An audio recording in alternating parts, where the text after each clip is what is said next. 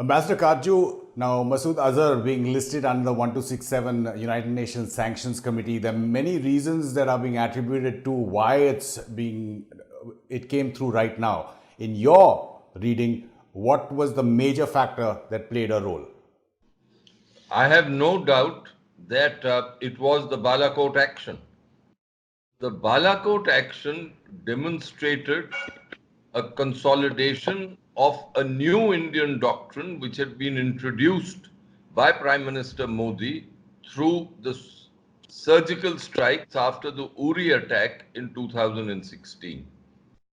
Till the Uri attack, India had only taken diplomatic responses, or it had managed its domestic political opinion in the wake of an unacceptable terrorist strike uh, from Pakistani territory, engineered by the Pakistanis.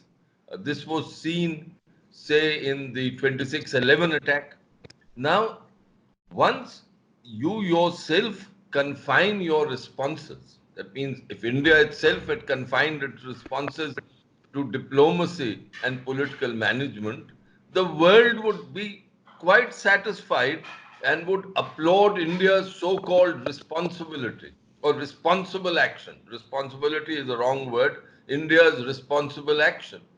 It is only when you demonstrate that you are willing to take kinetic action that the focus of the world then shifts to stopping the provocation which leads to your kinetic action. So, significantly, we started asserting that we had the right to take action on Pakistani territory in keeping with the right of self-defense to prevent terrorist actions. So this was a significant change, and if you closely analyze the statement read out by Vijay Gokhale, the Foreign Secretary, after the Balakot action, he said just this. He used the terms non-military, by which I mean counter-terrorist, preemptive strikes. So the word preemptive is very significant in this context. And that, Amitabh, to me, explains a change in thinking in the West, in the United States, in France, in the UK, that India's strategic patience had run out and that India was now willing to take kinetic action, and hence it was the dangers of escalation between two nuclear neighbors had to be nipped in the bud, and that is through sending a clear signal to Pakistan that the time for fun and games on the terrorist front is over. Right, so you're saying a major factor would have been the Western pressure, P3 pressure, and especially US pressure? I do think so. I think if you see the sequence of events after Pulwama, in the first place came the Security Council presidential statement condemning the Pulwama attack. That was unprecedented. And we know for a fact that the Chinese had wanted to prevent that statement for days on end. They negotiated the text, but that was finally nailed and the Chinese gave in there.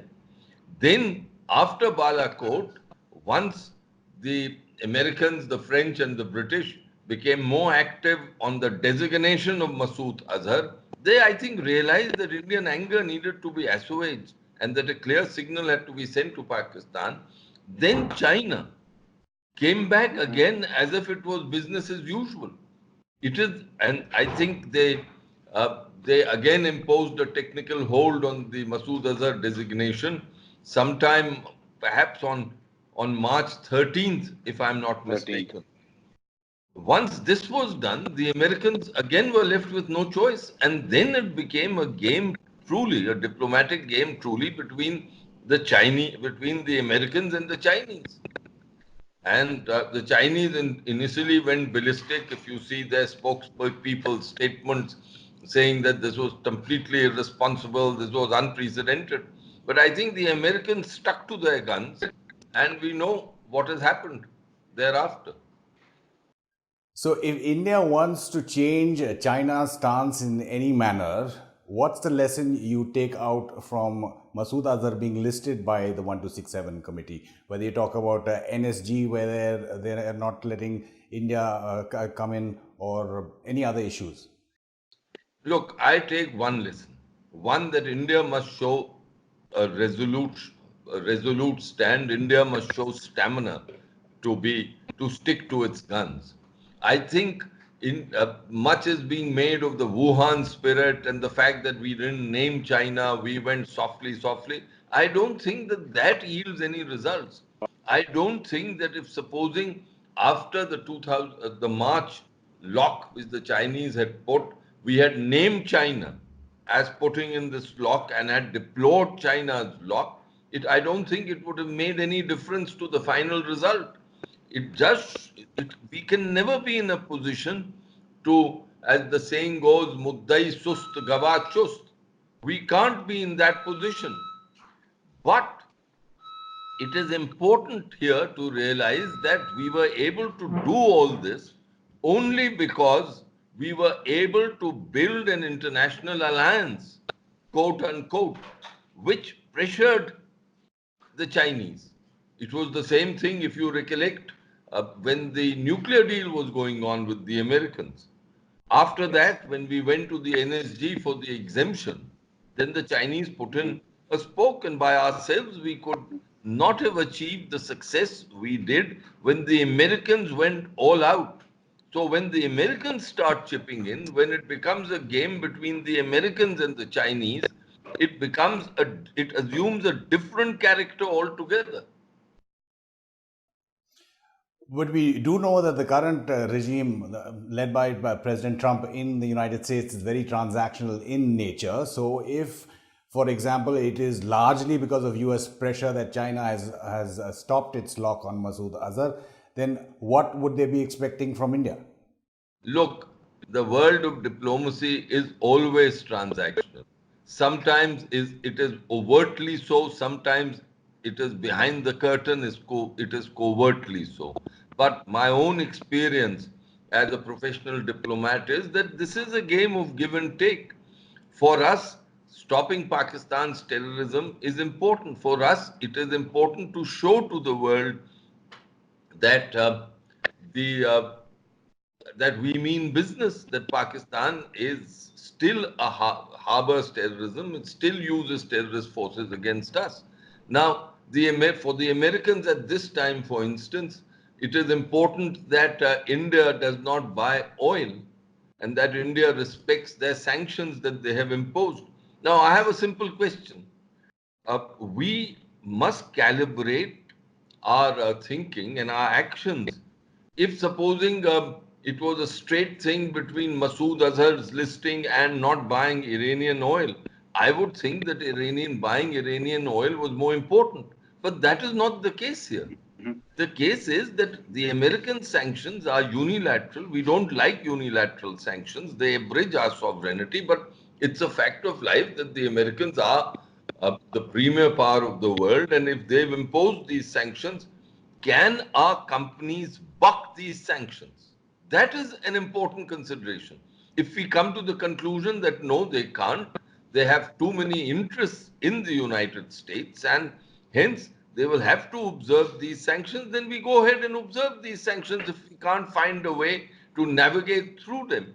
After all, if you see, Amitabh, the joint statement that issued after Imran Khan's recent visit to Iran, you see the formulation on Kashmir. The Iranians have agreed to a formulation in that joint statement that almost approximates Pakistan's position. Now, that is the way. Should we say that the Iranians can do this, but we should refrain from offending Iran when Iran is willing to offend us? The diplomatic game is not played in this. You weigh in balance, you weigh your options, you weigh your interests, and you proceed through transactions. You navigate through transactions. Ambassador, in terms of Masood Azhar itself, him being listed finally after 10 years, Now, what is that? Is it just a symbolic victory for India? Because people who have been named before, whether you talk about Hafiz Saeed, are still roaming free. Ayman al-Zawahiri, whether it's Baghdadi, they are all named on that 1267 list. But how important is it really for India? I think it's an important step. We shouldn't expect that the Pakistanis will give up their positions or their policies on using terrorists against us. Uh, I don't think that they will take any decisive action against Masood Azhar. They've not taken actions against terrorists designated in the 1267 list. And we know that a large number of these entities and these terrorists are from Pakistan or based on Pakistani soil. But it is important because it exposes Pakistan once again. It exposed the China-Pakistan nexus. That is important for us to demonstrate to the world that, look, this is what is happening in Pakistan. When you were talking about what happened in the joint statement when Imran Khan went to Iran as well in terms of Kashmir, now Pakistan is portraying the Masood Azhar listing as a diplomatic victory for them because he's neither linked to the Pulwama attack nor is Kashmir terrorism mentioned in the United Nations 1267 committee statements. I think they should see the statements, the 1267 committee statements on these issues, and if they want to clutch at straws and fool their own public, so be it. We wanted that Masood Azhar should be designated. If that required no reference to Pulwama, everyone knows that this is a reference, that this has been precipitated by Pulwama and Balakot. Then the Pakistanis can go ahead and do all this. The Chinese say that this time they have been satisfied with the material provided. What has been the new material which has been provided? India had provided this material on Masood Azhar all the time. After all, the same material would have been provided in February and in early March, but yet they went ahead and put a lock on March the 13th. So these are childish things with Pakistan. We shouldn't bother about them. You mentioned the Wuhan summit and India and China already reportedly working towards another summit this year when the next government comes into power. Is there any transactional nature of diplomacy between India and China vis-a-vis what's happened with Masood Azhar? I think that this was a game really between the Americans and the Chinese, and that we were out of it. After all, uh, the Chinese know that they were doing all this because of their interests in Pakistan, and I doubt whether we could have given them anything in return for lifting of their lock. And in any case, we should not have given them anything at all. This is a transactional relationship. Doesn't mean, Amitabh, that you enter into every transaction. Sometimes you deny a transaction. Sometimes you keep away from a transaction. Sometimes you modify a transaction. And this is on Masood Azhar. There is no question of giving anything to the Chinese. As analyst Jeff Smith put it, it's an albatross around China's neck, and there's no need for us to give China anything for this. But again, from the lesson that you learned from this particular incident, India vis-a-vis China on any of the other issues that we want to move forward, whether it's on terrorism, whether it's on NSG, whether it's Pakistan at FATF, is America crucial for that? I think so. I think American diplomacy has to go all out on it. That was the case in 2008 when we got the exemption. That has been the case this time.